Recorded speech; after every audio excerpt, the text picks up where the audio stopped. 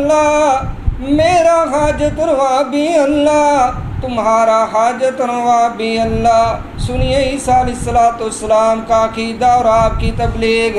فرمایا فَاعْبُدُوهُ، اسی کی عبادت کرو نا، مشکلات میں اسی کو مدد کے لیے پکارو۔ جب تم حاجات کا شکار ہو جاتے ہو تو حاجت روائی کے لیے بھی اسی کو پکارو، جب بیمار ہو جاتے ہو تو اسی کو شفا کے لیے پکارو، جب تمہیں بیٹے کی ضرورت ہے تو تب بھی اسی کے سامنے دامن پھیلاؤ۔ فَاعْبُدُوهُ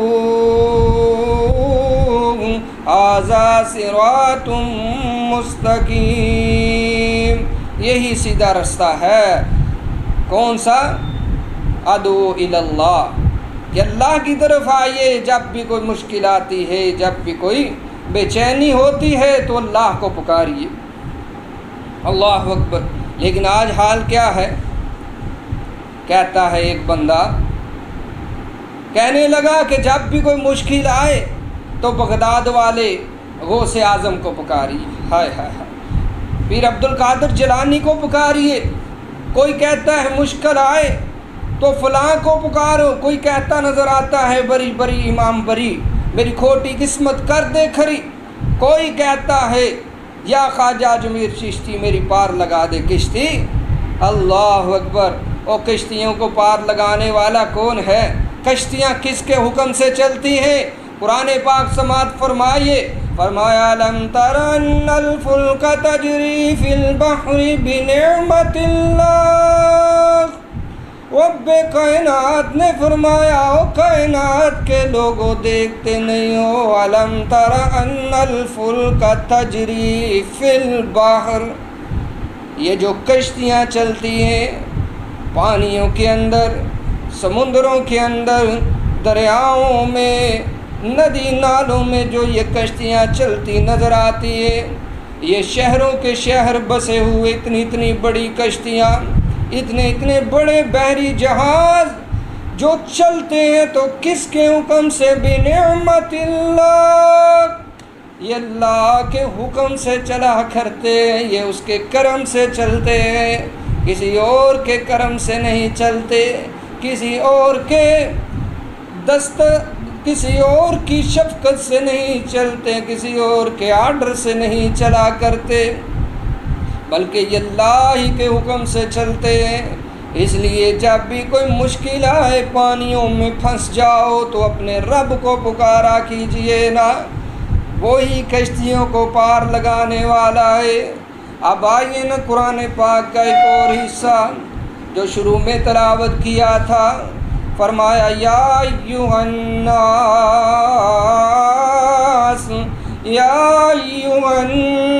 ضرب مثل فاستمعوا له، او کائنات کے لوگوں سن لو، تمہارا رب ایک مثال بیان کرنے لگا ہے، کان کھول کر کے سن لو، دماغ کی کھڑکیوں کے پردے ہٹا کر کے سنو۔ ضرب مثل فاستمعوا، فرمایا ان الذین تدعون من دون اللہ، اللہ کے سوا جن کو تم پکارتے ہو، جن کو تم غوث اعظم کہا کرتے ہو، جن کو تم مشکل کشا کہتے ہو، جن کو تم حاجت روا کہتے ہو، جن کو بگڑی بنانے والا کہتے ہو، جس کو دستگیر کہتے ہو۔ اللہ اکبر۔ ان الذین تدعون من دون اللہ لن یخلقوا ذبابا ولو اجتمعوا لہ، یہ ساری سرکاریں اکٹھی ہو جائیں، یہ سارے معبودان باطلہ اکٹھے ہو جائیں، یہ سارے خدائی کا دعویٰ کرنے والے اکٹھے ہو جائیں، یا جن کو تم بڑا کچھ سمجھتے ہو یہ سارے اکٹھے ہو جائیں، فرمایا یہ سارے جمع ہو کر کے بھی ایک مکھی نہیں بنا سکتے، مکھی نہیں بنا سکتے۔ مکھی بیٹا پتر اور بیٹا اولاد دینا تو بہت دور کی بات ہے۔ لن یخلقوا ذبابا ولو اجتمعوا لہ، تم نے کرنی بھرنی والا کیسے ان کو سمجھ لیا؟ یہ سارے قرآن کہتا ہے، سورہ حج ہے، فرمایا لن يخلقوا ذبابا ولو اجتمعوا له، لن يخلقوا ذبابا ولو اجتمعوا له، وإن يسلبهم الذباب وإن يسلبهم الذباب وإن يسلبهم الذباب شيئا لا يستنقذوه منه، فرمایا مکھی بنانا تو دور ہے، اب ان سب کو اکٹھا کر لو، سب کو اکٹھا کر لو، اور اکٹھا بھی کس کے اوپر؟ کھانے کے اوپر، جس کے اوپر یہ اکٹھے ہو سکتے ہیں، وگرنہ اکٹھا کرنا بھی ان کو بہت مشکل ہے۔ فرمایا وَإِن يَسْلُبْهُمُ الذُّبَابُ شَيْئًا لَّا يَسْتَنْقِذُوهُ مِنْهُ، دسترخوان لگا دو، طرح طرح کے کھانے چن دو، لگا دو، بریانیاں بھی رکھ دو، قورمے اور کوفتے بھی رکھ دو، حلوے اور کھیریں بھی رکھ دو، جو جو ایٹمیں رکھ سکتے ہو رکھو، دسترخوان چن دو، لگا دو دسترخوان، ان سب کرنی برنی والوں کو اوپر بٹھا دو۔ وَيَسْلُبْهُمُ الذُّبَابُ شَيْئًا لَّا يَسْتَنقِذُوهُ مِنْهُ، مکھی آئے گی جو اللہ نے بنائی ہے، وہ ان کے حصے کا جو ان کے آگے پڑا ہے، دسترخوان کے اوپر سے آ کر کے تھوڑا سا کچھ لے جائے گی، کوئی ذرہ اٹھا کر کے لے جائے گی۔ يَسْلُبْهُمُ الذُّبَابُ وَإِن يَسْلُبْهُمُ الذُّبَابُ شَيْئًا لَّا يَسْتَنقِذُوهُ مِنْهُ، یہ اس مکھی سے بھی اپنا وہ اٹھایا ہوا ذرہ واپس لینے پر بھی قادر نہیں ہے۔ ضعف الطالب والمطلوب، ضعف الطالب والمطلوب، مانگنے والے بھی کمزور، اور جس سے مانگا جا رہا ہے وہ بھی بہت ہی کمزور ہے۔ یہ سارے کمزور ہیں، طاقتور کون ہے؟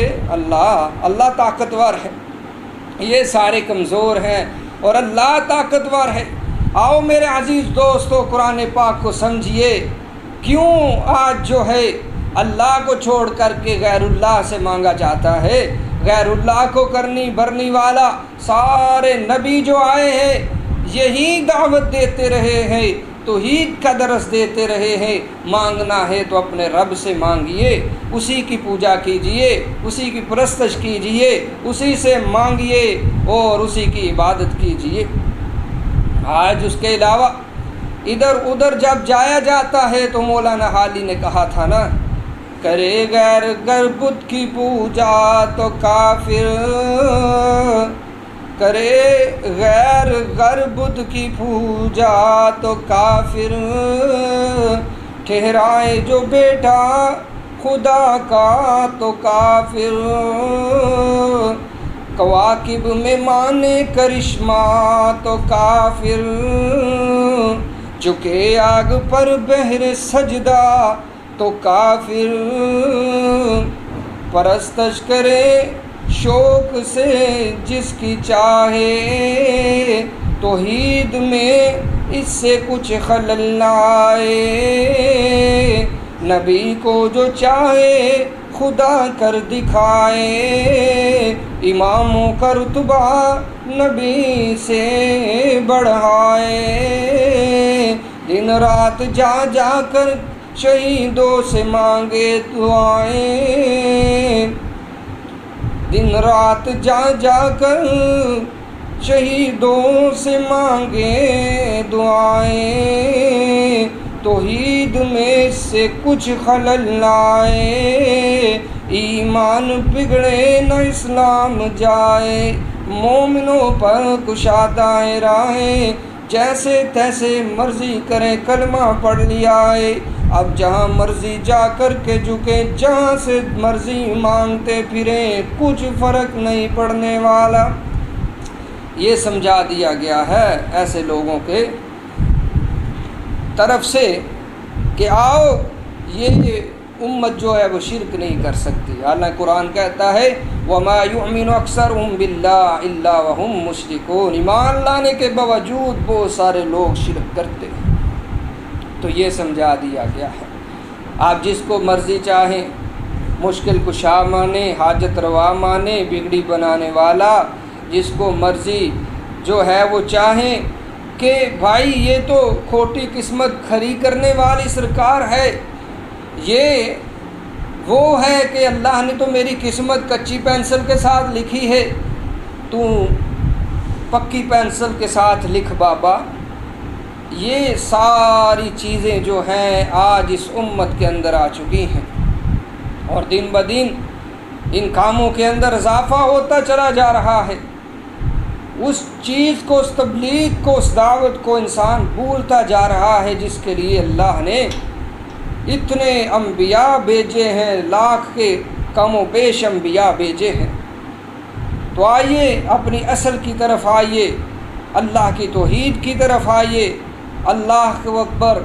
جس کام کو لے کر کے، جس مشن کو لے کر کے سرور کونین صلی اللہ علیہ وسلم سید الثقلین آئے تھے، محمد رسول اللہ صلی اللہ علیہ وسلم جس وجہ سے مار کھاتے رہے ہیں، اسی وجہ سے جس وجہ سے مارے کھائی ہیں، اسی وجہ کو اپنائیے اور اس کو لے کر کے ساتھ چلیے، اسی کے اوپر اپنا جینا کیجئے، اسی کے اوپر مرنا کیجئے، اسی کو اپنائیے۔ عقیدہ توحید ہی اصل ہے، اگر توحید نہیں ہے تو کچھ بھی نہیں ہے، توحید نہیں ہے کوئی عمل اللہ کی بارگاہ میں قبول نہیں ہے۔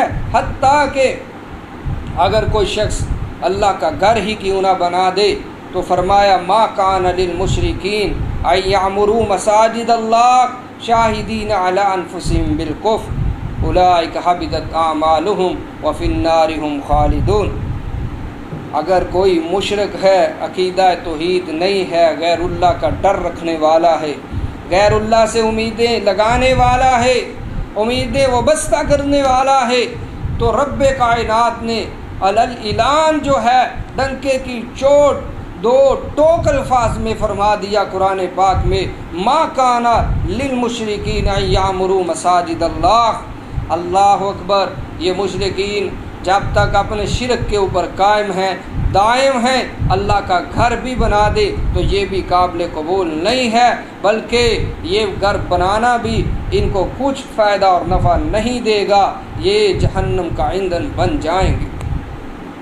اور مشرکین گھر بنائیں، اور گھر بھی کون سا، بیت اللہ کا جو ہے مسجد حرام کی تعمیر کرنے والے، ان کے بارے میں یہ قرآن کا دو ٹوک موقف ہے۔